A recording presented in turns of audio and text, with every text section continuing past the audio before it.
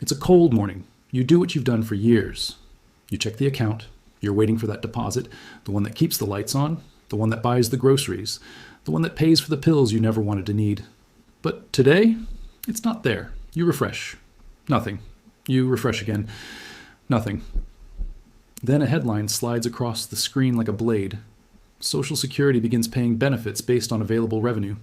That sounds harmless, corporate, polite, but you know what it means. A cut, a quiet cut. The kind that doesn't ask your permission. The kind that doesn't care what you planned. The kind that turns retirement into survival. And here's the punchline. They told you this could never happen. They told you it was guaranteed. They told you you paid in. They told you you earned it. They told you the government would protect you. They told you the system was solid. They lied. Not with a single big lie, with 1,000 small ones, a smile, a speech, a brochure, a campaign promise.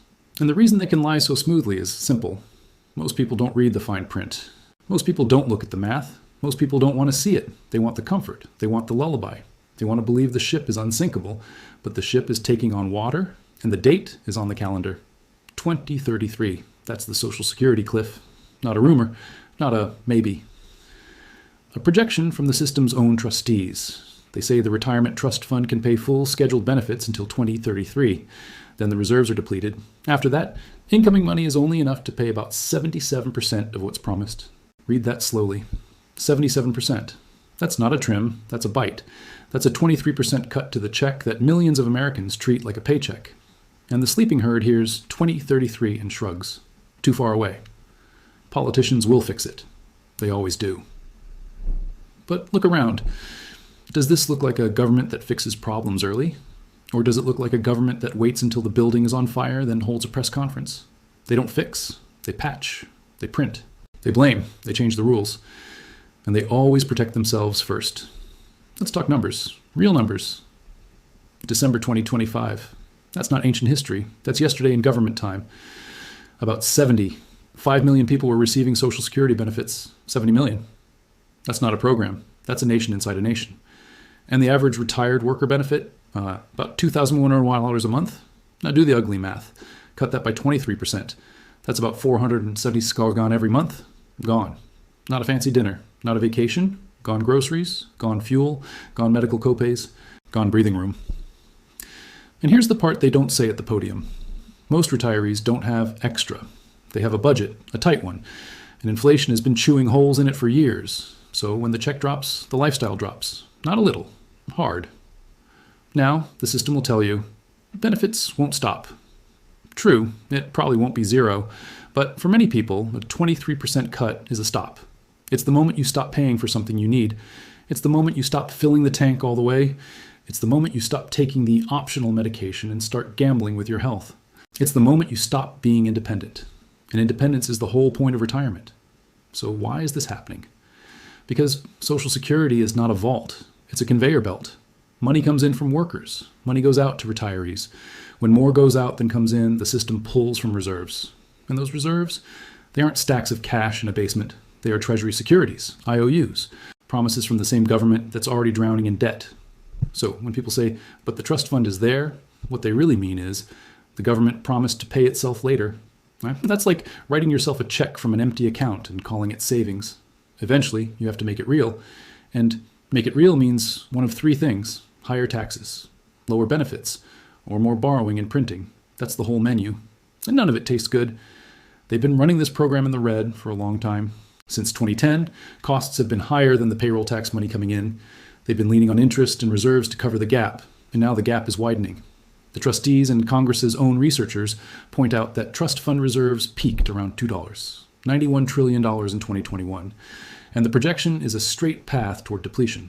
Not because everyone suddenly got greedy, because demographics are destiny. More people retired, people live longer, fewer workers per beneficiary.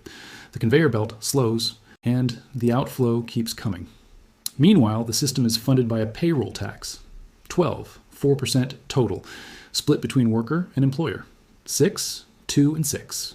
2, and there's a cap, a ceiling. In 2026, earnings above $180,500 don't get hit by the Social Security payroll tax. So the funding base has a lid, but the costs don't. That's a pressure cooker. Now here's where the US versus them picture becomes clear. The people who write the rules don't live on Social Security.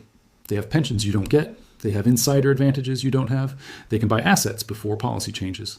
They can sell assets before the headlines. They get briefed, you get blindsided. And they count on that. They count on you being polite. They count on you trusting. They count on you waiting. Because waiting is how they win. Now, let's say Congress acts. That's the best case story people cling to. They'll fix it. Okay, how? There are only a few levers. Raise taxes, raise the retirement age, reduce cost of living adjustments, change the benefit formula, tax benefits more, means test benefits. You know what every one of those options has in common? You lose something, maybe you work longer. Maybe you pay more, maybe you get less, maybe you qualify later, maybe your check doesn't keep up with prices. And they will call it responsibility. They will call it fairness. They will call it saving Social Security. But saving it doesn't mean saving you. Now look at the other safety nets. People say, FDIC will protect me. Banks are safe. Government has my back. Listen carefully. FDIC is not a bottomless pit. It's an insurance fund. And if the system faces stress across many banks at once, the playbook is always the same. Emergency measures, new rules, limits, delays, and a calm face on television telling you it's for your own good. They will do what they must to keep the system from collapsing. And in a crisis, what they must do is control behavior. Not comfort you, control you, because panic is contagious. And the most dangerous thing for a leverage system is people reaching for their money at the same time. So let's talk about the trap that comes next. The solution they like, more control, digital rails, programmable money, central bank digital currency, a digital dollar that moves how they want it to move. When things break, control becomes the cure they sell, not freedom. Control. A digital system can freeze, it can flag, it can restrict. It can decide what you can buy, where you can buy it, when you can buy it. And if you think that sounds extreme, ask yourself one question. When has a government ever gained a new power and then voluntarily given it up? They don't. They rename it. They expand it. They normalize it. Now, I want you to see the future, not the fantasy, the real one. Imagine this. It's 2033. Your check arrives. But it's smaller. You stare at the number, you do the math, you realize it's not a mistake. It's the new normal. You go to the store, the shelves are full, but your cart is lighter. You pick up coffee, you put it back. You pick up meat, you put it back. You buy the cheap version of everything. Then you drive home and the gas light turns on. You tell yourself, next week. But next week, the check is still smaller. And next month, the rent goes up and the property tax bill arrives and the insurance premium jumps and your prescription changes from covered to partially covered. And you start making choices you never thought you'd make. Do I heat the house or pay for the pills? Do I fix the car or buy groceries? Do I help my grandkids or keep my own head above water? That's what a 23% cut looks like. It's not a headline. It's a slow squeeze, a boa constrictor, tighter, tighter, until your life is nothing but decisions you don't want to make. And here's the nightmare. It doesn't hit one person at a time. It hits millions at once. 70 million people feeling poor in the same month. That doesn't stay private. That becomes political. That becomes social. That becomes chaos. And chaos is when the corrupt system does its favorite thing. It raids. It doesn't call it a raid. It calls it a policy, a tax, a reform, a public good. But the effect is the same. They take. They always take. Because they can. Now, let's be brutally honest. If you wait for a clean rescue, you are betting your retirement on the kindness and competence of the same people who created the problem. That's not a bet. That's a prayer. And prayer is not a plan. So what do? You exit the casino. Because that's what this is, a casino.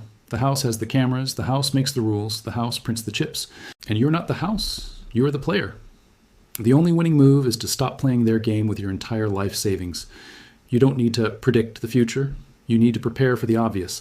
A system that admits it can only pay 77% of promises after 2033 is a system telling you, in plain English, that your income stream is at risk. This isn't a theory. This is math. So you build a lifeboat. Not a fantasy lifeboat, a real one. Something outside the system. Something that doesn't require permission. Something that doesn't depend on a counterparty performing. That's where physical gold and silver come in. Not as a get-rich trade, not as a hot tip, as a survival asset, a freedom asset, a bearer asset, an asset you can hold. Because the oldest lesson in financial history is this: when trust breaks, people run to what's real. Paper is trust. Digits on a screen are trust. A pension is trust. A bond is trust. An annuity is trust. Social Security is trust. And trust is fragile. Physical metal is different. It doesn't need a bank to exist. It doesn't need a broker to exist.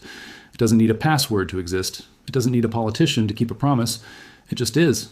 That's why gold and silver have outlived every paper system. Empires died, currencies died, banks died, gold and silver remained. Now, let's use the phrase most people ignore until it's too late. Counterparty risk. Say it again, counterparty risk. It means your asset is only an asset if someone else can and will pay you. If the bank stays open, if the fund honors redemptions, if the brokerage doesn't freeze, if the government doesn't change the rules. If. And in a crisis, if becomes no. Physical gold and silver have no counterparty, no promises required, no performance required, no approvals required. That's why they are hated by a system that runs on control, because you can't print them, you can't delete them, you can't bankrupt them. Now, does that mean you put every dollar into metal? No, this is not about being reckless, this is about being realistic. It's about taking a portion of what you worked for, what you saved, what you sacrificed for, and placing it where the corrupt system can't easily touch it. Outside the rails, outside the permissions, outside the emergency measures. And you do it before the crowd does it. Because when the crowd moves, they stampede. And stampedes are expensive. In a stampede, premiums explode, supplies vanish, scams multiply. And the people who waited are forced to accept whatever scraps are left. That's how history works. The early prepare, the late beg. And if you think that's harsh, remember this. The system is already telling you the date. 2033. The cliff. They're not hiding it. They're publishing it. And most people still won't act. They will call you paranoid. They will call you dramatic. They will call you old-fashioned. Let them. The sleeping herd always mocks the lifeboats, right up until the water hits their ankles. Now, let's talk about what being your own central bank really means. It doesn't mean you're starting a business. It means you hold reserves. Real reserves, not paper claims, not a promise on a statement. Reserves you can access without asking. Reserves you can use without waiting for a bank to approve a transfer. Reserves that don't vanish because a server went down. Reserves that don't depend on the government staying polite. That changes your posture in a crisis. Because when you have reserves, you have options. And options are oxygen. With options, you can pay for what you need. You can help family without destroying yourself. You can endure a cut without panic. You can say no when the system tries to corner you. Without options, you comply. You sign. You accept. You surrender. Now, I'm going to say something that will make some people angry. Good. Anger wakes you up. If Social Security is your entire plan, you don't have a plan. You have a dependency. And dependency is exactly what the corrupt system wants. Because dependent people are controllable people. Independent people are dangerous. And nothing creates independence like owning something real. Now, if you're listening and thinking, I'm already retired, I can't change the past. True, you can't. But you can change the next move. You can stop trusting blind. You can stop leaving everything in the same system. You can stop pretending a promise is the same thing as a guarantee. A guarantee is only as good as the balance sheet behind it. And the balance sheet is bleeding. So here's the practical mindset. You don't have to become a gold bug. You don't have to turn your living room into a vault. You just have to take the cliff seriously. You have to accept that the system is telling you it will pay less, and you have to build a buffer that isn't another paper promise. That's it. And yes, you must be careful. Avoid gimmicks, avoid paper silver, avoid anything that brings you right back to counterparty risk. If you can't hold it, you don't own it. And think about practicality, not theory. Practical. In a real disruption, you don't want one giant bar you can't break. You want flexibility. Small units, recognizable pieces, something you can trade without begging a bank for permission.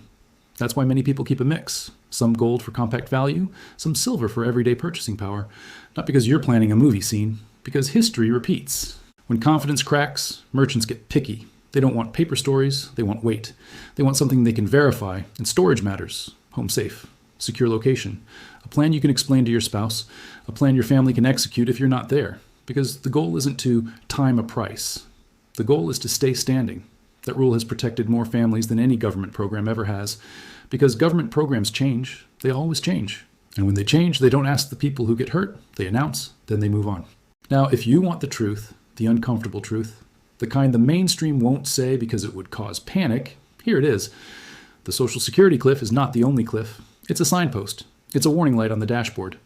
It says, the promises are larger than the resources. And when that happens, governments don't simply cut a program. They search for more control, more revenue, more compliance. That's why the next decade is not just about money, it's about freedom. And freedom starts with owning what you can't be talked out of, voted away, or frozen with a keystroke. So do not wait for permission. Do not wait for a politician to save you. Do not wait for the herd, because the herd will move too late. And when it moves, it will trample anyone standing still. If you want to survive what's coming, subscribe to the Currency Archive. Not because it's entertaining, because it's preparation, because the people who win the next decade won't be the smartest, they'll be the earliest. They'll be the ones who saw the cliff and built a bridge before everyone else showed up at the edge. One last thought. They can change a law in a day. A bank can freeze an account in an hour. A system can fail in a minute. But a coin in your hand doesn't need permission to exist. And when the check gets cut, and the crowd finally wakes up, and the corrupt system rolls out its solutions, you will either have options or you will have excuses. Choose options.